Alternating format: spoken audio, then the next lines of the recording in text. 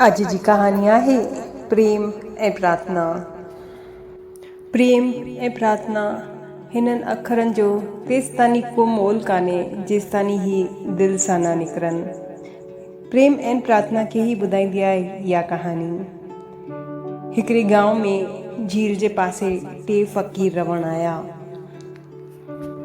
टेई ॾाढा सादा ऐं सच्चा हुआ, अनपढ़ हुआ, पर हुननि जी ख्याति परियां परियां ताणी थींदी वई। गांव गांव मां माण्हू हुननि खे ॾिसण ईंदा हुआ कि हू ॾाढा पवित्र आहिनि। इहा ख़बर गांव जे वॾे पंडित ताणी पहुची। जॾहिं वॾे पंडित खे ख़बर पई कि गांव जा सभई माण्हू हुननि जे दर्शन लाइ वञनि पिया, त वाइरा था थियनि कि अहिड़ा कहिड़ा आहिनि जंहिंजो नालो कॾहिं ॿुधो कान्हे, न को हुननि जो को दीक्षा वरितलु आहे, न को नाम वरितलु आहे। कहिड़ा पंडित आहिनि, हली करे ॾिसणो खपे।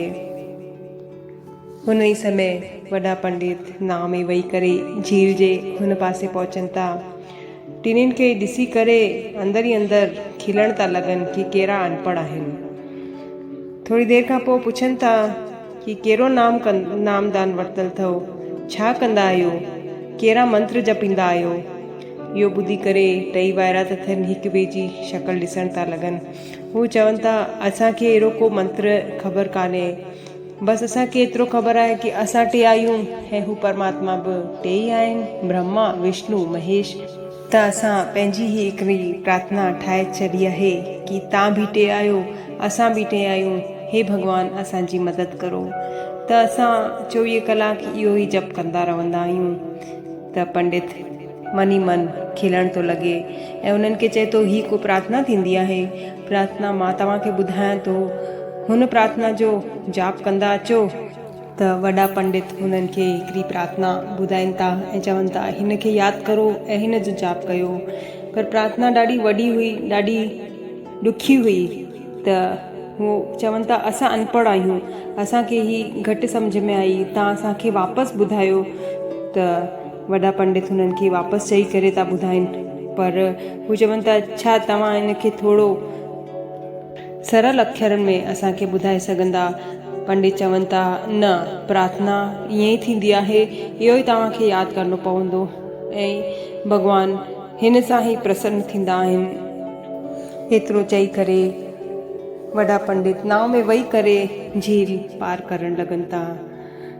अञा अधु रस्ते ई झील में पहुता आहिनि कि पुठियां ॾिसनि था कि पानी जो वॾो बवंडर पुठियां पियो अचे ऐं ॾिसी करे वैरा था थी वञनि कि हू टेई पंडित पानी जे मथां डुकूं पाईंदा पिया अचनि। हुते ई अची करे वॾे पंडित खे नमस्कार था कनि ऐं चवनि था असांखे प्रार्थना विसरी वई आहे, कृपा करे असांखे प्रार्थना वरी ॿुधायो।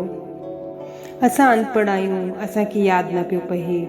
इहो ॿुधी करे वॾे पंडित जो अहंकार पानी पानी थी थो वञे ऐं हू हथ जोड़े करे चवनि था कि तव्हांजी इहा ई प्रार्थना कमु पई करे कि असां बि टे आहियूं, तव्हां बि टे आहियो, असांजे मथां कृपा करो। तव्हां हुनखे ई दोहराईंदा अचो। हिन कहानी सां इहो ई सिखण लाइ मिले थो कि प्रेम ऐं प्रार्थना जी को परिभाषा कान्हे, जेको दिलि सां अचे थो उहो ई प्रार्थना आहे। कबीरदास जी केॾी सुठी ॻाल्हि कई आहे कि पोथी पढ़ जग हुआ, पंडित भया न कोई, ढाई आखर प्रेम का पढ़े सो पंडित हुई।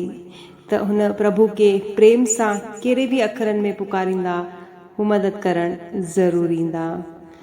त हमेशह ख़ुशि रहो, खिलंदा रहो, खिलाईंदा रहो, कॾहिं पंहिंजे लाइ कॾहिं पंहिंजनि जे लाइ। जय झूलेलाल। अगरि कहानी पसंदि आई हुजे त लाइक ऐं शेयर कजो ऐं चैनल खे सब्सक्राइब कजो।